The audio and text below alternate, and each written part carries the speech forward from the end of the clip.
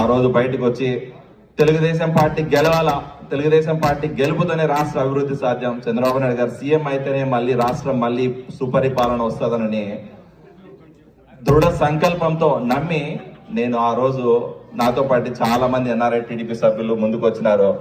We stand with CBN అనే programme తో మొదలుపెట్టి ఇన్ఫ్లుయెన్సర్ కాల్స్ దగ్గర నుంచి తర్వాత ఎన్ఆర్ఐ టీడీపీ పోల్ మేనేజ్మెంట్ అవ్వచ్చు, లేకపోతే ఇంకా చేసిన వినూత్న కార్యక్రమాలు 1-2 కాదు, కొన్ని వందల మంది ఎన్ఆర్ఐ టీడీపీ కార్యకర్తలు ముందుకు వచ్చి పార్టీ గెలుపు కోసం గ్రౌండ్ లో క్యాంపెయిన్ చేసి 24 కాన్స్టిట్యున్సీస్ లో క్యాంపెయిన్ చేశాను. అలాగే 7 ఎంపీ సెగ్మెంట్ లో క్యాంపెయిన్ చేశాను. Out of 24 we own 21 constituencies. I proudly say 24 constituencies లోని ప్రచారం చేస్తే 21 కాన్స్టిట్యున్సీ లో గెలిచిన 3 మినిస్టర్లు అయ్యారు. ఈ రోజు 2 కేంద్ర మినిస్టర్లు అయినారు. గర్వంగా చెప్పుకుంటారు ఆ ప్రొఫైల్ లో.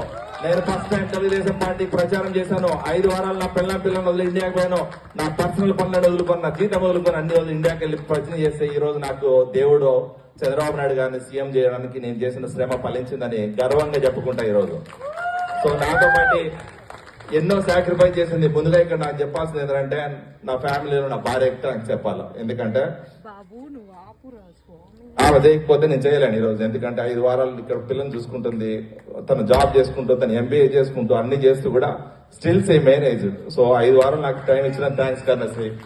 సో ఖచ్చితంగా మన పడ్డ కష్టం దేవుడు ప్రూవ్ చేశాడు. తెలుగుదేశం పార్టీ అధికారంలోకి వచ్చింది. నాతో పాటు ఈ క్యాంపెయిన్ లో పార్టిసిపేట్ చేసిన నా డ్రైవర్ తో సహా, నా సెక్యూరిటీ గార్డ్ తో సహా నాతో పాటు పనిచేసిన 100 మంది కార్యకర్తలు, తెలుగుదేశం పార్టీ సైనికులు అందరికీ కూడా థ్యాంక్స్ చెప్పుకుంటూ, ఎన్ఆర్ఐ టీడీపీ సభ్యులు అందరికీ కూడా థ్యాంక్స్ చెప్పుకుంటూ ధన్యవాదాలు తెలుపుకుంటున్నా. Thank you so much.